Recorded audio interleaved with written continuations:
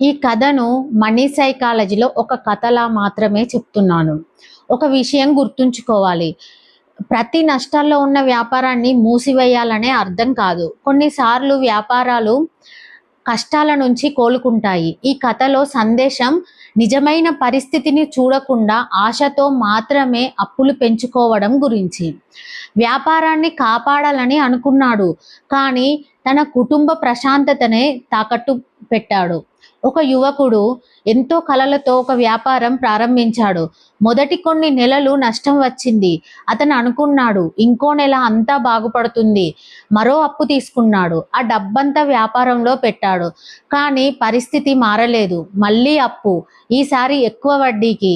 ఈ ఒక్కసారి పెట్టితే సరిపోతుంది అని అతను తనను తాను నమ్మించుకున్నాడు. రోజులు గడిచాయి. ఉద్యోగుల జీతాలు ఆలస్యమయ్యాయి. సప్లయర్లు డబ్బు అడగడం మొదలుపెట్టారు. ఫోన్ మోగితే గుండె దడపట్టేది. రాత్రిళ్ళు నిద్ర పట్టేది కాదు. ఇంట్లో భార్య మాట్లాడాలనుకున్నా అతని మనసు లెక్కల్లోనే ఉండేది. పిల్లలు ఆడుకోవాలని పిలిచినా ఇప్పుడు కాదు అని చెప్పేవాడు. ఒకరోజు అతని కొడుకు అమ్మని అడిగాడు, అమ్మ, నాన్న ముందు నవ్వేవారు కదా, ఇప్పుడు ఎందుకు ఎప్పుడు టెన్షన్లోనే ఉంటున్నాడు?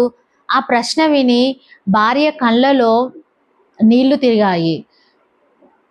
ఈరోజు ఆమెకు అర్థమైంది, వాళ్ళు డబ్బు మాత్రమే కోల్పోవడం లేదు, కుటుంబంగా కలిసి నవ్వే రోజులను, సమయాన్ని కోల్పోతున్నారు. మనీ సైకాలజీ ట్రూత్ ఏంటంటే, కొన్నిసార్లు వ్యాపారాన్ని నడిపేది లెక్కలు కాదు, ఇంకోసారి ప్రయత్నిస్తే ఖచ్చితంగా గెలుస్తాను అనే ఆశ. ఆశ అవసరమే, కానీ ఆశకు తోడు నిజమైన లెక్కలు కూడా ఉండాలి. లేకపోతే ఆశ నిర్ణయాలను నడపడం మొదలు పెడుతుంది. అప్పుడు ప్రతి కొత్త అప్పు పరిష్కారం కాదు, ఇంకో భారం అవుతుంది. వ్యాపారంలో పట్టుదల చాలా అవసరం, కానీ పట్టుదల అంటే అదే తప్పును మళ్ళీ మళ్ళీ చేయడం కాదు.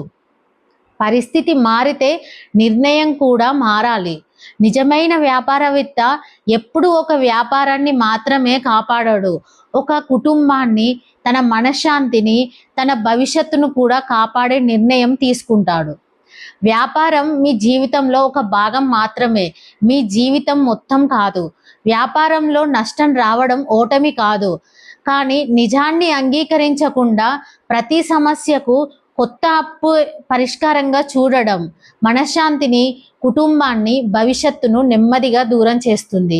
కొన్నిసార్లు ధైర్యం అంటే ఇంకో అప్పు తీసుకోవడం కాదు, ఆగి లెక్కలు చూసి